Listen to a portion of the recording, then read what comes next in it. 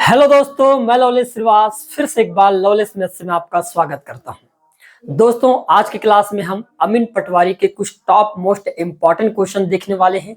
ये ऐसे सवाल होंगे जो पूरी तरीके से व्यापम के पैटर्न पर तो आधारित होंगे ही, साथ ही ये हम देखने वाले कि एग्जाम में किस प्रकार के सवाल पूछे जा रहे हैं उसी के हूबहू पैटर्न पर आधारित सवाल है। ना हम सवाल इधर से उधर कराएंगे, है ना भी, जरा भी आपको पैटर्न से बाहर हम ले जाने की कोशिश नहीं करेंगे। जो सिलेबस में दिया है और जो पैटर्न व्यापम द्वारा पूछा जा रहा है उसी पर आधारित में जितने भी सवाल है उन सब सवाल को कराने वाला हूं। अब हमारे पास समय बहुत कम बच गया है, मात्र ये मान लीजिए कि आपके पास 15 दिन का समय बच गया है। तो इन 15 दिन में आपको यदि अच्छे से तैयारी करना है तो ये हमारे एंड्रॉइड ऐप है सीजी मैपोलॉजी। इस ऐप के जरिए आपको, ठीक है, कंप्लीट यदि मैथ्स रीजनिंग का कंप्लीट बैच है ना परचेस करना है तो मात्र 349 रुपए की प्राइस पर आपको उपलब्ध हो जाएगा यहाँ पर। और साथ ही हमारे है ना एप्लीकेशन के द्वारा ये अमीन पटवारी का जो टेस्ट सीरीज है जो चलाया जा रहा है, ठीक है, ये मात्र 149 रुपए के प्राइस पर उपलब्ध हो जाएगा। यदि आप इन दोनों चीजों को, है ना, एक तो आप मैथ्स रीजनिंग और कंप्यूटर का और टेस्ट सीरीज यदि आप परचेस कर लेते हैं तो आप अपने तैयारी को एक नए लेवल में आपको जरूर देखेंगे, क्योंकि आपको उस पैटर्न में आपको हर चीज देखने को मिलेगा। क्लियर है दोस्तों? तो आज के हम कुछ मोस्ट इंपॉर्टेंट सवाल देखने वाले, ध्यान से देखना।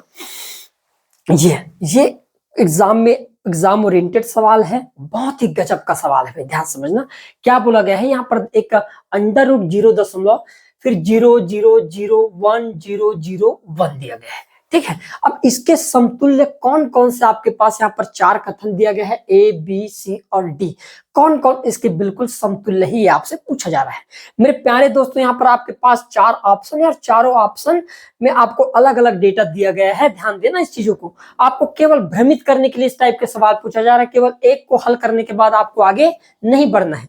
तो मेरे प्यारे दोस्तों, एक चीज मैं बता देता हूं कि यदि दशमलव के बाद, है ना, कोई अंक है और उस अंक के बाद कोई जीरो आ रहा है, जैसे मैंने कहा यदि मेरे पास कोई दशमलव है, 0 मैंने कहा 1 5 और उसके बाद मैं 0 लगा दूं, तो मेरे प्यारे दोस्तों एक चीज समझ जाना कि यदि केवल हम अंक के बाद यदि 0 है तो 0 को यदि काट दे तो इसका मतलब है कि उस 0 की कोई वैल्यू होना नहीं है। यहाँ पर 0 की कोई वैल्यू नहीं है, हम उसको आसानी से क्या कर सकते हैं, काट सकते हैं। तो इस सवाल भी में मैं देखा कि दशमलव के बाद 1 0 2 0 3 0 तो है, उसके बाद कोई अंक आ गया है 1 और 1 के बाद फिर 3 0 दिया है, तो मैं पहले ही 3 0 को ऐसे क्या कर दूंगा, काट दूंगा। ये मेरे लिए क्या है, बेकार है। क्लियर है भाई? अब हमारे पास हम वास्तविक में देखें तो क्या दिखाई दे रहा है, तो आप कहोगे अंडर रूट 0.0001 दिखाई दे रहा है।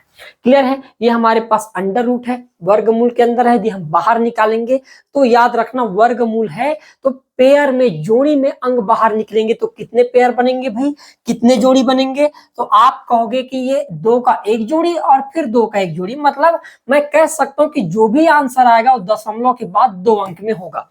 किसमें होगा भाई, दशमलव के बाद 2 अंक में। तो मैंने कहा पूरे अंक को देखा 0001, तो ये क्या है, पूरा 1 है और 1 किसी का वर्ग होता है क्या, तो आप कहोगे 1 का वर्ग होता है। क्योंकि यहाँ पर दशमलव के बाद 2 जोड़ी है तो हम कहेंगे 2 अंक आना चाहिए, तो 0 लिख देंगे और 1 का वर्ग मूल 1 होता है। तो हमारा करेक्ट आंसर क्या आना चाहिए, 0.01 आना चाहिए। मेरे प्यारे दोस्तों, यहाँ पर ध्यान से देखिएगा, ए ऑप्शन क्या है 0.001, तो ये हमारा गलत हो जाएगा। बी को हम देखेंगे तो यहाँ पर दशमलव फिर 01, ये हमारा करेक्ट हो जाएगा। मैं पहले बताया हूं कि यदि मान लो दशमलव लगा है और कोई अंक है और अंक के बाद भी यदि कोई 0 है तो इन 0 को काट दीजिए। तो यहाँ पर मैं इसको काट देता हूं, कोई मतलब का नहीं, तो ये भी मेरा क्या हो जाएगा, करेक्ट हो जाएगा। यहाँ पर भी दशमलव के बाद 1 अंक 2 अंक फिर 2 0 है तो इसकी तो कोई वैल्यू नहीं, तो ये भी मेरा क्या हो जाएगा, करेक्ट हो जाएगा।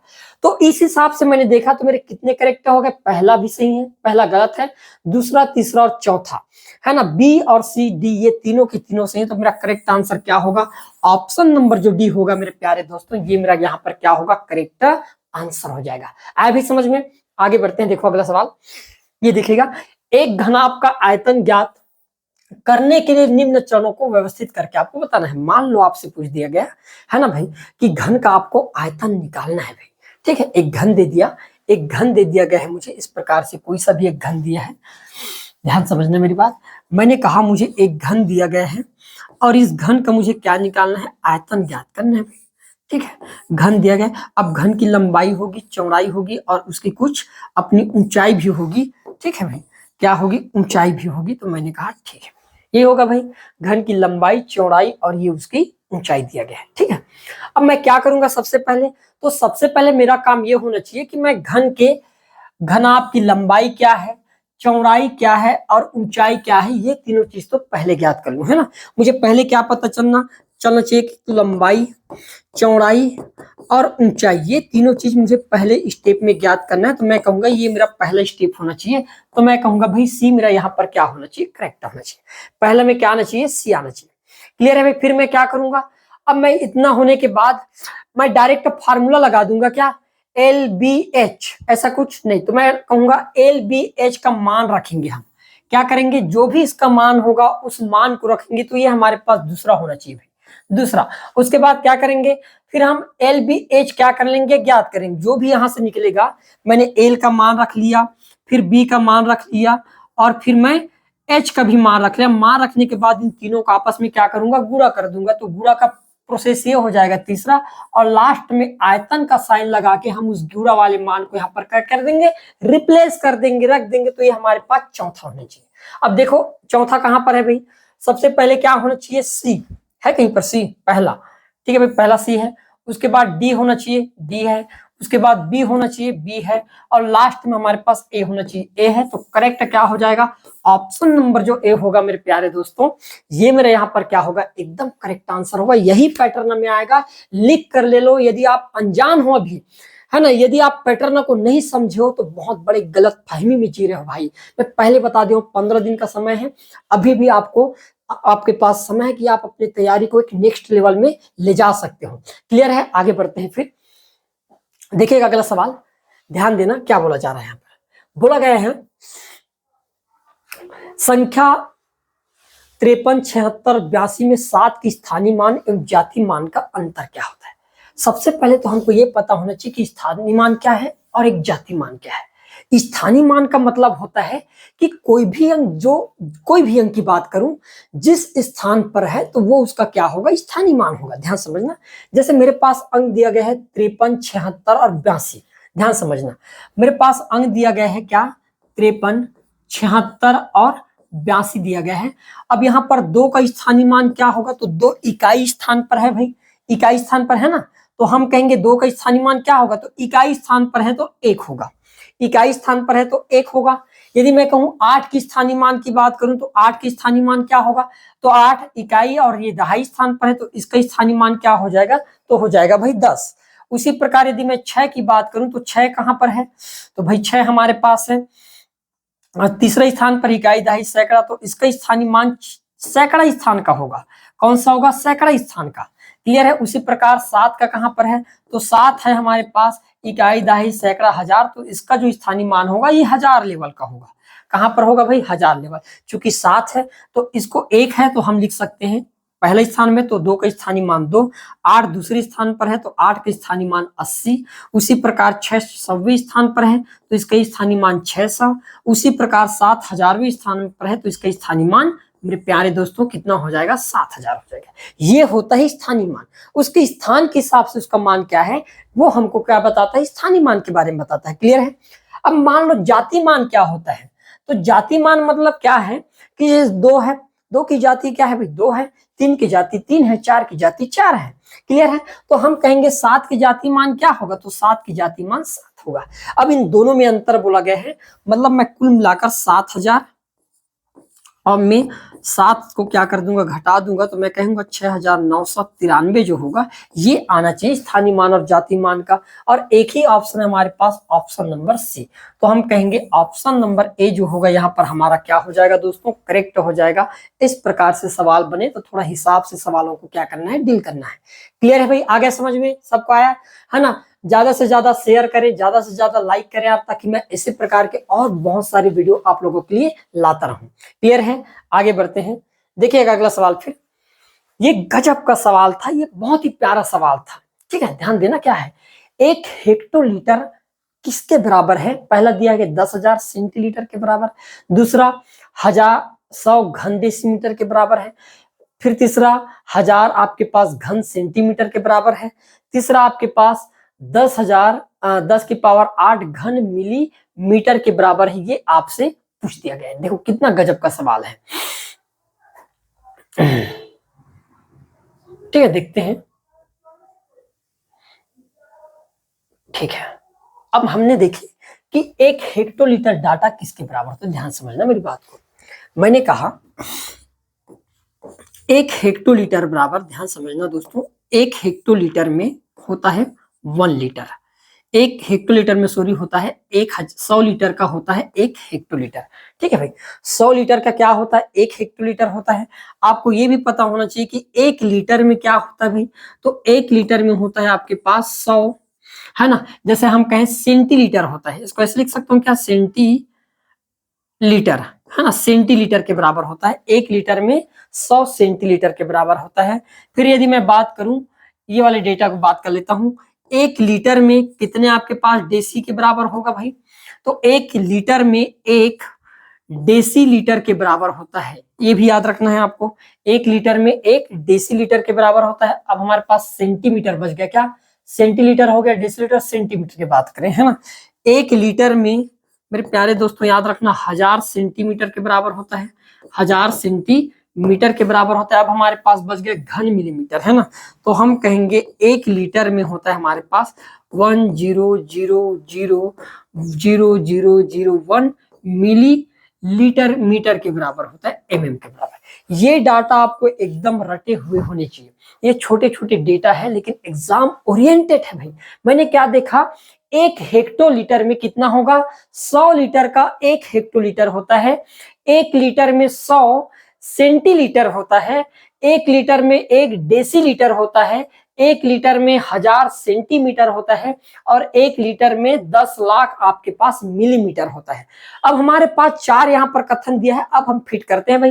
पहला दिया गया है सेंटीलीटर, हमको तो 1 हेक्टोलीटर के हिसाब से बताना है, आप ध्यान समझना। अब मैंने एक चीज कहा कि भाई 1 हेक्टोलीटर में 100 लीटर होता है, और मैंने अभी लिखाया हूं कि 1 लीटर में 100 क्या होता है, सेंटीलीटर होता है। तो भाई मैंने कहा 1 लीटर में कितना हो जाएगा, 100 सेंटीलीटर, 100 सेंटीलीटर हो जाएगा।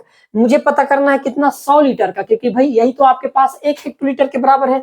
तो मैं 100 का गुणा कर दूंगा इस साइड, तो 100 का गुणा करते ही आप कहोगे कि ये 10,000, है ना, सेंटीलीटर के बराबर हो जाएगा। तो मैं कहूंगा ये मेरा एकदम करेक्ट है, ऑप्शन नंबर जो ए होगा दोस्तों, यहाँ पर क्या है, एकदम करेक्ट हो जाएगा। क्लियर है।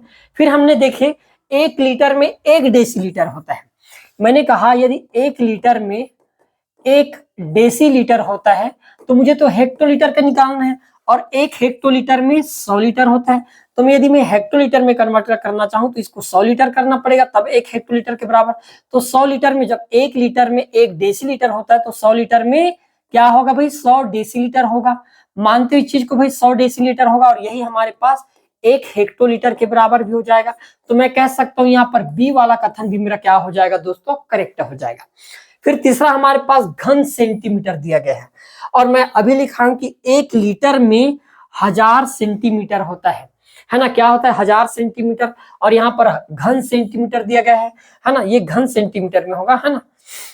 1 लीटर में 1000 घन सेंटीमीटर है, तो इस हिसाब से यदि हम देखें तो ये डेटा क्या हो जाएगा, यहाँ पर गलत हो जाएगा, क्योंकि 1 लीटर में आपके पास यदि 1000 है तो मैं कहूंगा 100 लीटर में कितना होगा, तो 100 गुणा आपको 1000 करना पड़ेगा। 1000 तो हम देखेंगे उस हिसाब से ये 1 लाख डेटा में क्या होगा, कन्वर्ट हो जाएगा, जो हिसाब से क्या है, गलत है।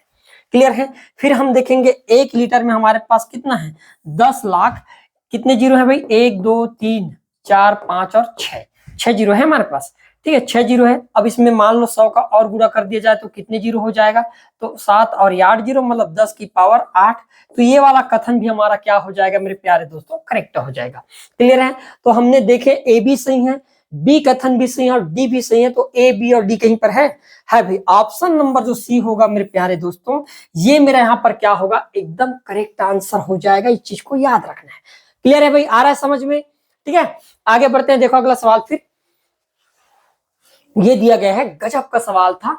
निम्नलिखित डेटा को आपको सम्मिलित करके क्या करना था, बताना था भाई। बोला गया है बी घंटा में 1 किलोमीटर दूरी तय करने पर चाल क्या होगा।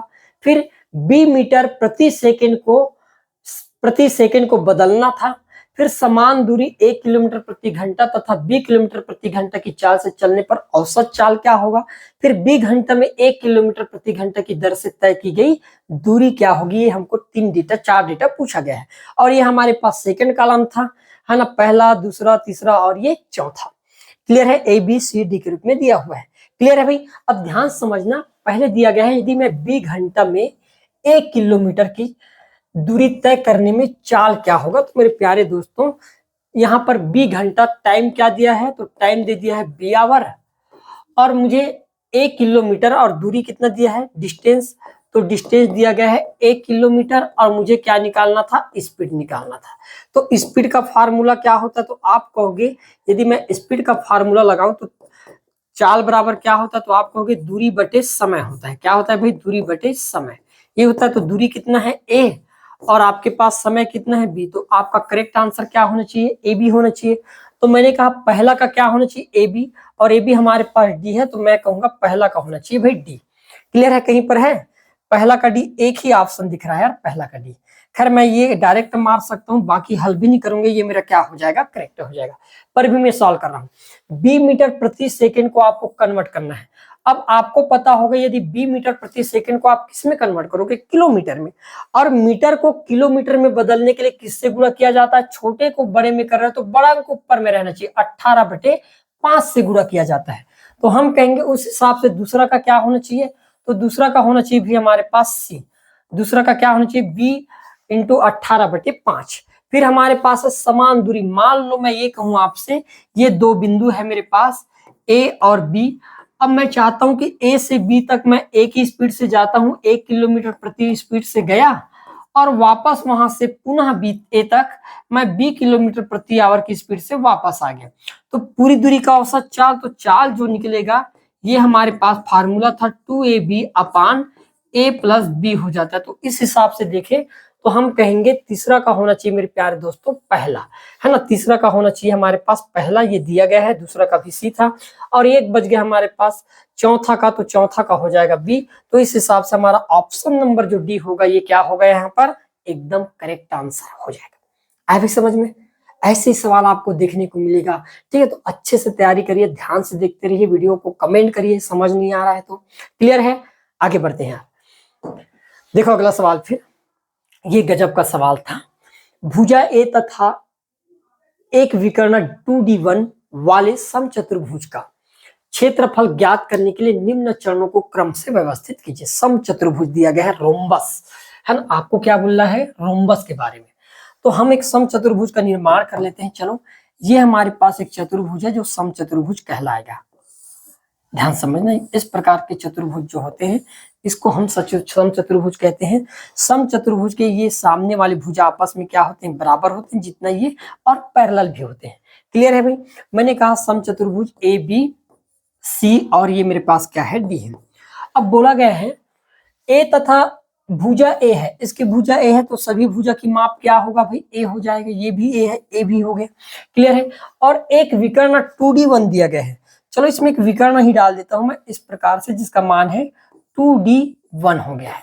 क्लियर है, अब मुझे क्षेत्रफल ज्ञात करना है। तो क्षेत्रफल ज्ञात करने के लिए मेरे प्यारे दोस्तों मुझे दूसरा विकर्ण तो पता होना चाहिए, है ना, मुझे दूसरा विकर्ण के बारे में पता होना चाहिए, तब मैं काम कर पाऊंगा। क्लियर है, साथ में हमको ये भी पता होना चाहिए जैसे क्षेत्रफल का फार्मूला क्या होता है समचतुर्भुज के, तो यदि दोनों विकर्ण दिया है तो 1/2 D1 इंटू क्या होता है, यहाँ पर 2 कर देंगे, है ना, D2 होता है, और यहाँ पर ये हमारे पास क्षेत्रफल का फार्मूला होता है।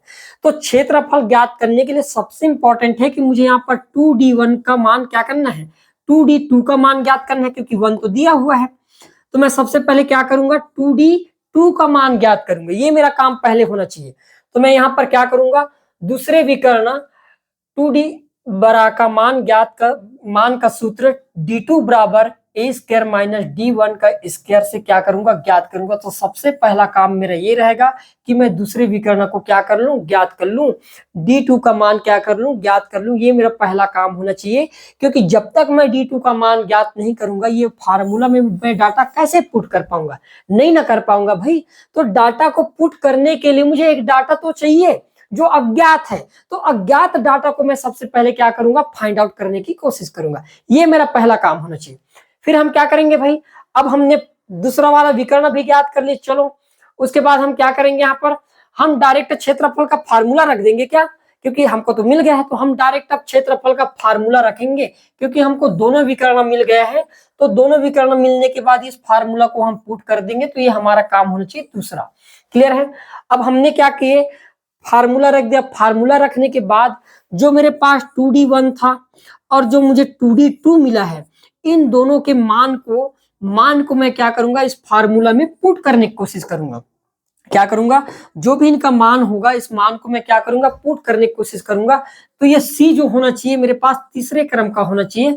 और मान रखने के बाद जब कैलकुलेट करूंगा, गणना करूंगा, तो जो आएगा वही मेरा क्या होगा, उस समचतुर्भुज का डायरेक्ट क्षेत्रफल निकल कर आएगा। तो हमने क्या देखे, सबसे पहले A होना चाहिए, फिर B होना चाहिए, फिर C होना चाहिए और फिर D होना चाहिए। सबसे पहले विकर्ण ज्ञात करेंगे। विकर्ण ज्ञात करने के बाद हम समचतुर्भुज के क्षेत्रफल का फार्मूला रखेंगे। फार्मूला रखने के बाद दोनों विकर्णों के मान को रखेंगे। मान को रखने के बाद क्या करेंगे भाई, तो हम गणना करेंगे, कैलकुलेशन करेंगे। कैलकुलेशन करने के बाद जो डाटा आएगा वही हमारे लिए समचतुर्भुज के क्षेत्रफल का मान होगा। तो हम क्या कहेंगे, ऑप्शन नंबर जो डी होगा मेरे प्यारे दोस्तों, ये मेरा यहाँ पर क्या होगा, एकदम सटीक आंसर होगा। ऐसे सवाल बनेंगे, ऐसे सवाल बनेंगे, मानो या ना मानो। ठीक है, ये मजेदार सवाल मिलेगा आपको। देखना, अमीन पटवारी का लेवल भी थोड़ा अप रहेगा। यदि छोटे मोटे एग्जामों का अच्छा लेवल हो सकता है, तो जरा सोच कर देखो अमीन पटवारी का क्या लेवल होना चाहिए। क्लियर है, लुल्लू पुल्लू टुल्लू नहीं पढ़ना है आपको लेवल के सवाल पढ़ना है। क्लियर है, आगे बढ़ते हैं, देखते हैं। देखिएगा, गजब का सवाल था। एलसीएम एससीएम बेस्ड पर सवाल पूछे जा रहे हैं बार बार, और यही पैटर्न बार बार पूछे जा रहे हैं, और हम ये एबी के चक्कर में पूरा खत्म हो जा रहा है। भाई आपको कंफ्यूज नहीं होना है, आपको डेटा ज्ञात करने यहाँ पर क्या सही होगा, क्लियर, 20 संबंध है, कौन सा संबंध सही, ये आपको बताना था। ठीक है, अब देखिएगा, दो संख्याओं ए और बी के एचसीएफ और एलसीएम के बीच संबंध है। अब यहाँ पर हमारे पास 4 डेटा दिया गया है, A B C D, 4 option. इसमें से कोई एक ऑप्शन तो ऐसा होगा जो सही संबंध बता रहा होगा, बाकी 3 नहीं बताया होगा, है ना भाई। अब हमको पता है मेरे प्यारे दोस्तों, जब आपको 2 डाटा दे दिया जाए, 2 डाटा दिया रहेगा और एलसीएम भी दिया रहेगा और एचसीएफ भी दिया रहेगा, मेरे बातों को नोट करके रखना यार, है ना। यदि मैं 2 संख्या दिया है, 2 संख्या के बाद एलसीएम और एचसीएफ दिया है, तो हमारे पास एक सिंपल फार्मूला होता है, पहली संख्या गुणा दूसरी संख्या बराबर एलसीएम गुणित एचसीएफ। इतना तो हम जानते हैं, बचपन से जानते आ रहे हैं, इसमें कोई दो मत वाली बात नहीं। आप कहीं के बुक भी पढ़े होंगे तो ये फार्मूला तो आपको पता ही होगा, यदि एलसीएम आप चैप्टर पढ़े हो तो। क्लियर है भाई। अब मैंने कहा ये दोनों संख्या हमारे पास इतना तो है कि ए और बी है, इसका मान ए है और इसका मान बी है, तो मैं सबसे पहला काम तो करूंगा ए और बी। क्लियर है भाई, ठीक है। अब मैंने एक चीज देखा कि जो एलसीएम होगा वो ए और बी का ही होगा, ए बी का ही एलसीएम निकालेंगे हम। किसका निकालेंगे, यही हमारे पास तो संख्या है, तो जो भी डेटा होगा मैंने ए और बी का एलसीएम निकाल लिया, ए और बी का एलसीएम इनटू मैंने ए बी का ही क्या निकाला है, एचसीएफ निकाला, तो मैं क्या लिख दूंगा यहाँ पर, ए बी का एचसीएफ लिख दूंगा, ए बी का एचसीएफ। ठीक है भाई, ऐसा कहीं पर कुछ दिख रहा है क्या आपको, ये तो नहीं है आपके पास, बिल्कुल गलत है। दूसरा देखिए, एचसीएफ ए बी का और एलसीएम ए बी का 1/2 तो होगा नहीं, ये गलत हो जाएगा। एचसीएफ ए बी का और एलसीएम ए बी का, ये भी, ये आपके पास सी वाला जो ऑप्शन होगा दोस्तों, ये मेरा एकदम करेक्ट हो जाएगा। ये भी हमारे पास डी गलत है, तो हमारा करेक्ट आंसर क्या होगा, ऑप्शन नंबर जो सी होगा ये राइट होगा, इसमें कुछ था नहीं। अब बहुत सारे लोगों के लिए माइंड में ये था कि ए बी क्यों आ रहा है, भाई आपको ये बताना चाह रहा है कि ये जो ए बी का ही एचसीएफ है, ए बी का ही एचसीएफ है। यदि मैं दूसरे रूप में समझाना चाहूँ, ध्यान समझना मेरी बातों को, है ना, कंफ्यूज नहीं होना यार जरा भी, ठीक है, कंफ्यूजन में नहीं रहना है, हर चीज का हल निकलना बहुत जरूरी है। कंफ्यूजन में रहे तो क्या रहे फिर लाइफ में, ठीक है ना भाई। हमने कहे जैसे मेरे पास 4 और 6 है, तो आप कहोगे कि 4 और 6 का हम फार्मूला रखेंगे, पहली संख्या गुणित दूसरी संख्या बराबर एलसीएम गुणित हम क्या कर देंगे, एचसीएफ। ठीक है, अब आप एक चीज कहोगे, यहाँ पर पहली संख्या 4 है भाई, दूसरी संख्या 6। अब ये जो भी एलसीएम होगा, किसका एलसीएम होगा, तो मैंने कहा 4 और 6 का मैं क्या निकाला हूं, यहाँ पर एलसीएम निकाला। निकाला होगा कि नहीं निकाला होगा, कि दूसरे का निकालेंगे, दूसरे का नहीं निकालेंगे ना।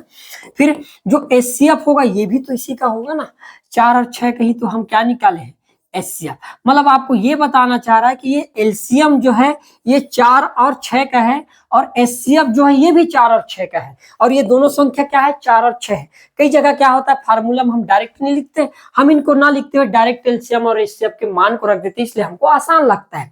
लेकिन वहीं पर यदि वो डेटा दे दिया तो हम कंफ्यूज हो रहे हैं। वो इंगित ये करना चाह रहे हैं कि भाई 4 और 6 का ही एलसीएम है और 4 और 6 का ही एचसीएफ है। इसी प्रकार यहाँ पर ए बी का एचसीएफ है और ए बी का एलसीएम है, और ये संख्या क्या है, ए और बी है। मतलब इस प्रकार से हमारा पहला जो सी वाला होगा ये हमारा क्या होगा, करेक्ट हो जाएगा। जरा भी कंफ्यूजन नहीं होना है यार, इस चीज को याद रखना है।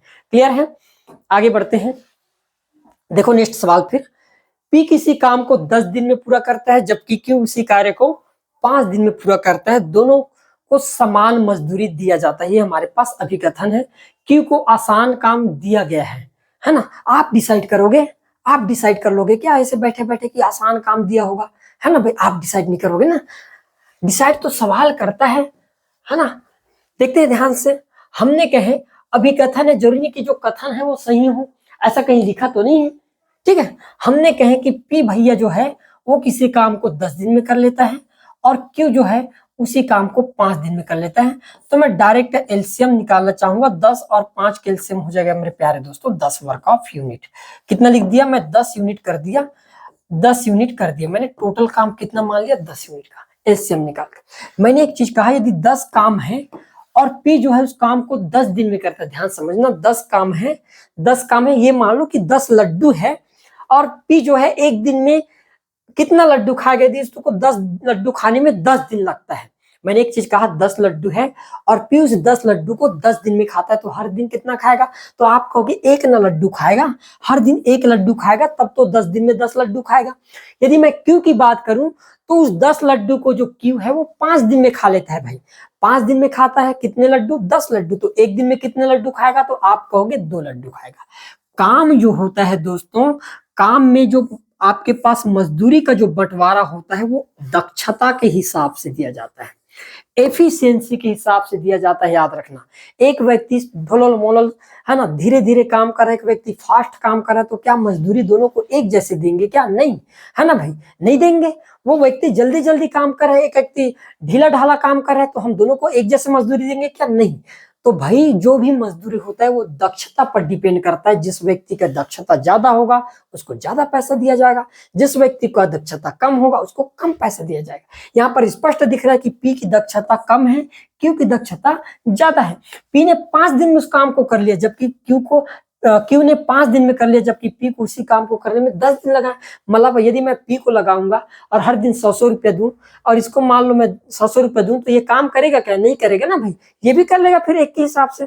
क्लियर है, तो जो भी आपके पास मजदूरी होगा दक्षता के हिसाब से होगा, तो हम कह सकते हैं कि दोनों को बराबर नहीं मिलेगा, क्योंकि दोनों की दक्षता अलग अलग है, तो दोनों को मिलने वाली राशि का मान भी अलग अलग होना चाहिए। यहाँ पर बोला गया है कि भाई दोनों को समान मजदूरी दिया जाता है, इसलिए मैं कह सकता हूँ कि अभिकथन जो होगा गलत हो जाएगा। फिर क्यू को आसान काम दिया गया, किसने कह दिया आसान काम दिया है, हमने एक ही काम को करा रहे हैं ना भाई, हम तो एक ही काम करा रहे हैं। यहाँ पर स्पष्ट दिया गया उसी काम को, है ना भाई, हम एक ही काम को करा रहे हैं, अलग अलग काम नहीं करा रहे हैं, जिससे हम ये निर्धारित कर सके कि उसको आसान काम दिया है, मुझे कठिन काम। हम तो लड्डू ही खिला रहे हैं ना, आपको भी लड्डू खिला रहे हैं, उसको भी लड्डू खिला रहे हैं। आप कैसे सोच रहे कि उसका लड्डू कड़ा है, आपका लड्डू स्लो स्लो है, मुलायम है, ऐसा थोड़ी होता है। ठीक है, तो हम कहेंगे कारण भी हमारा क्या है, गलत हो जाएगा। क्लियर है, तो मैं कहूंगा कथन भी गलत है और कारण भी यहाँ पर क्या है, गलत है। तो यहाँ पर करेक्ट क्या होगा भाई,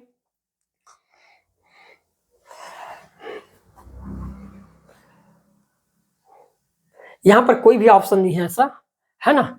अभिकथन सत्य है परंतु कारण गलत है, ये भी गलत हो जाएगा। अभिकथन असत्य है परंतु कारण सत्य, ये भी गलत हो जाएगा। अभिकथन तथा कारण दोनों सत्य है, ये तो गलत होना ही है। अभिकथन तथा दोनों सत्य है परंतु कारण, ये सब गलत है। इसके हिसाब से ये होना चाहिए था, कथन और कारण दोनों क्या होगा हमारा, गलत हो जाएगा, है ना। कथन भी गलत है और साथ में उसका कारण भी यहाँ पर एकदम क्या होगा, गलत हो जाएगा। ये होना चाहिए, सवाल को विलोपित होना चाहिए। क्लियर है भाई, आगे बढ़ते हैं क्योंकि दोनों वहां पर सवाल गलत है। निम्नलिखित कथनों पर विचार करके बताना। ये गजब का सवाल था दोस्तों, गजब का। ध्यान समझना मेरी बात। निम्नलिखित कथनों पर विचार कीजिए। किसी त्रिभुज के किन्हीं दो भुजाओं का योग तीसरी भुजा पर खींची गई माध्यिका के दुगने से कम है। दुगने से क्या है? कम है बोला है। क्या सही में लग रहा है कि ये कथन हमारे पास सही है कि गलत है? तीसरा, किसी त्रिभुज का परिमाप तीनों माध्यिकाओं के योग से अधिक है, ये बोला गया है। तो मेरे प्यारे दोस्तों, यदि ऐसे सवाल मिले तो थोड़ा धैर्य पूर्वक सवालों को डील करना। ये सवाल, ऐसे सवाल आपको एग्जाम में देखने को मिल सकता है। अब आप कैसे डील करोगे, किस बुक से ऊपर होगे आप, कैसे सवाल मिलेगा आपको, ठीक है? अब मैं ध्यान से देखना, मैं इसको कैसे डील कर रहा हूं। सबसे पहले माध्यिका क्या होता है भाई? माध्यिका मतलब मेरे प्यारे दोस्तों, एक चीज जान लेना। जैसे मेरे पास एक ट्रायंगल है, ट्रायंगल ABC, मैंने एक ट्रायंगल बना दिया, ट्रायंगल ABC, ठीक है? तो माध्यिका क्या करता है? सामने वाले शीर्ष से, है ना, शीर्ष से सामने वाली भुजा पर डाला गया एक लाइन खींचा जाए इस प्रकार से A से D, जो सामने वाली भुजा को दो बराबर भागों में क्या कर दे? बांट दे। ये जो होना चाहिए, जो मिड पॉइंट होगा, ये वाला पॉइंट, ये B और C का बिल्कुल बीचों बीच होना चाहिए, तो इसको बोला जाता है माध्यिका। मतलब सामने वाले भुजा को वर्टेक्स से जो डाला गया, जो खींचा गया जो लाइन है, वो दो बराबर भागों में यदि विभाजित कर देता है तो उसी को क्या बोला जाता है? माध्यिका बोला जाता है। ध्यान समझना। अब यहाँ पर हमारे पास पहला कथन है, किसी त्रिभुज की किन्हीं दो भुजाओं का योग तीसरी भुजा पर खींची गई माध्यिका के दुगने से कम होता है बोला गया है। अब इसको यदि मैं प्रूफ करना चाहूं तो ध्यान समझना, तो हम एक चीज कहेंगे भाई, यहां पर ये दोनों के लिए, चाहे मैं कहूं कि ट्रायंगल ABD हो या ट्रायंगल ADC हो, ये दोनों के लिए कॉमन आपके पास लाइन है भाई। और एक लाइन मैंने कहा कि ये वाला लाइन है, अलग बात है, ठीक है? ध्यान समझना। अब मैं चाहता हूं कि एक लाइन में इस प्रकार से यहां पर खींच दूं, इस प्रकार से एक लाइन खींच दिया, ध्यान समझना। और उसी प्रकार ये वाली लाइन को मैंने ऐसे क्या कर दिया? बढ़ा दिया। तो आप एक चीज देखोगे कि यहाँ पर हमारे पास शीर्षाभिमुख कोण बनना चालू हो गए। शीर्षाभिमुख कोण मतलब जो दो लाइनें आपस में एक दूसरे को क्रॉस करती है तो उसको शीर्षाभिमुख कोण बोलते हैं। और उनके द्वारा बनाया गया कोण हमेशा क्या होता है? बराबर होता है। यहाँ पर थीटा डिग्री का कोण तो यहाँ पर थीटा डिग्री का कोण, और साथ में यदि यहाँ पर अल्फा डिग्री का कोण होगा तो यहाँ पर बना कोण भी अल्फा डिग्री का होगा। तो मैंने कहा यदि यहाँ पर थीटा डिग्री का कोण बनेगा तो शीर्षाभिमुख कोण की साइड भी थीटा डिग्री का कोण बनेगा। जितना लंबाई इसकी होगी उतना ही लंबाई ये वाला का हो जाएगा। क्लियर है? मैंने कहा ये दोनों लाइनें आपस में यदि पैरेलल है AB, और इसको नाम दे देता हूं C से E। यदि दोनों पैरेलल है तो जितना लंबाई आपके पास AB का होगा उतनी ही लंबाई आपके पास C से E का होगा। तो ये हो गया। तो हमने देखे यहाँ पर ट्रायंगल ABC ABD ये कंग्रुएंट हो गया। क्या कंग्रुएंट हो गया? किसके? मैंने कहा ट्रायंगल CDE के, ट्रायंगल CDE के क्या हो गया? बिल्कुल, है ना भाई, कंग्रुएंट हो गया। कंग्रुएंट मतलब सर्वांग सम हो गया। इसकी लंबाई यदि 2 भाग है तो ये वाले की लंबाई भी 2 भाग है, इसकी लंबाई 3 भाग है तो इसकी लंबाई भी 3 भाग है, और इसकी लंबाई 1 भाग है तो इसकी लंबाई भी 1 भाग है। तो मैं कह सकता हूँ कंग्रुएंट। अब कंग्रुएंट हुआ तो ध्यान देना, मैं केवल ट्राइंगल, किस ट्राइंगल की बात करूंगा अब यहाँ पर? ध्यान समझना दोस्तों, है ना। मैं यहाँ पर बात करता हूँ ट्राइंगल AEC की बात कर रहा हूँ, ट्राइंगल AEC। ध्यान समझना मेरी बात, एक ही डेटा में मैं दोनों चीजों को बताने वाला हूँ। AEC में यदि मैं ध्यान से देखूं तो आप कहोगे कि ये वाली भुजा A से C भुजा, मैंने कहा A प्लस या AC डायरेक्ट लिखूंगा, है ना, AC भुजा प्लस मैंने कहा ये वाली भुजा C से E, C से E। आप ही एक चीज बताओ कि इन दोनों भुजाओं के योग से ये वाली भुजा की लंबाई कम होगा कि नहीं A से E का? तो आप कहोगे A से E तो कम होना ही चाहिए। इसमें कोई दो मत वाली बात नहीं है, कोई भी बच्चा बता सकता है। यदि मैं आपसे ये कहूं कि भाई इन दोनों भुजाओं को यदि मैं जोड़ कर देखूं, ये वाली भुजा यहां से यहां तक और यहां से यहां तक जोड़ेंगे, जैसे मैंने AC और C को जोड़ा, तो ये हमेशा AE से क्या होगा? लंबा होगा। इन दोनों भुजाओं का योग ये सीधी लाइन AE से क्या होगा? बड़ा होगा। मैंने लिख दिया भाई, क्लियर है?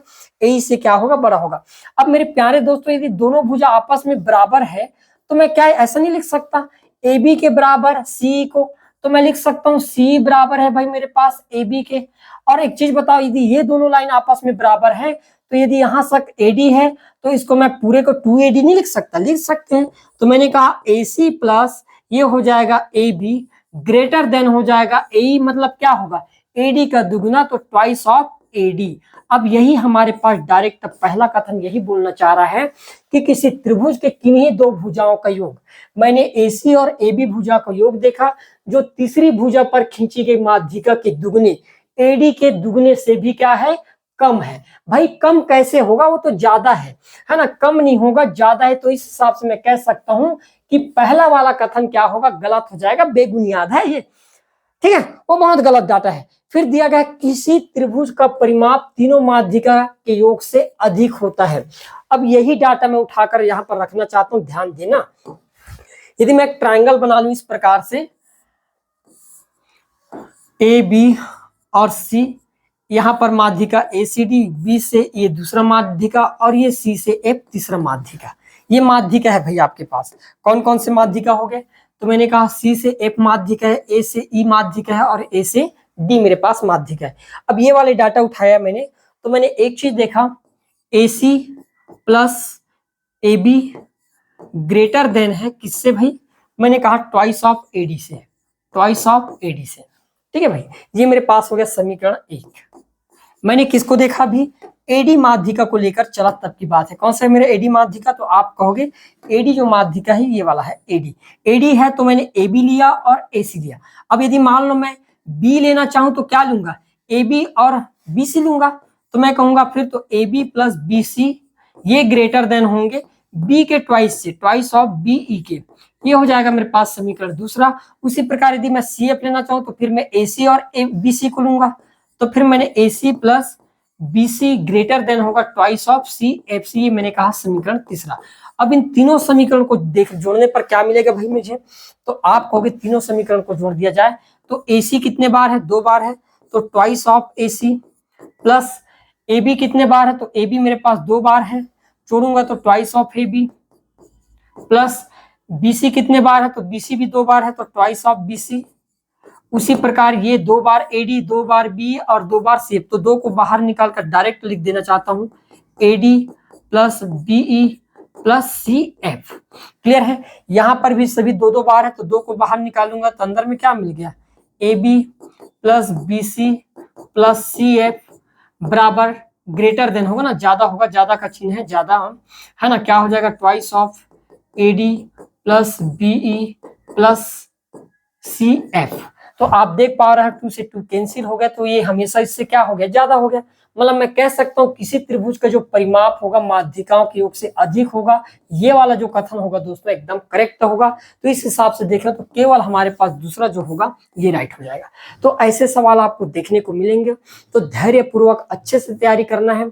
आने वाले समय में आपका मैं चाहता हूँ कि सेल्फ सिलेक्शन हो, है ना, आप जल्द से जल्द अमीन पटवारी के पोस्ट पर आसीन हो जाए भाई, ठीक है। तो इसी प्रकार के आपको तैयारी भी करना है ताकि आप एग्जाम क्रैक कर पाओ। कुछ भी उल्टा सीधा पढ़ने से बचना है, ठीक है। पढ़ाने वाले कुछ भी पढ़ा देंगे भाई, मैं एकदम रियल बता रहा हूँ आपको, वास्तविक चीज बता रहा हूँ कि ऐसे यदि तैयारी नहीं करोगे, जब सवाल वहां पर मिलेंगे तो आप क्या करोगे फिर वहां पर, है ना, कोसोगे, अपने आप को कोसोगे। तो ये नौबत नहीं आना चाहिए कि अपने आप को कोसें। क्लियर है, इसलिए अच्छे से तैयारी करना है, सोच समझ कर तैयारी करना है। क्लियर है, और निश्चित ही आप लोगों का सिलेक्शन हो ही जाए, मैं यही कामना करता हूं। तो आज के क्लास को यही रोकते हैं, नेक्स्ट क्लास में दमदार सवालों के साथ फिर से मैं उपस्थित हो जाऊंगा। तो आज के लिए इतना ही, धन्यवाद।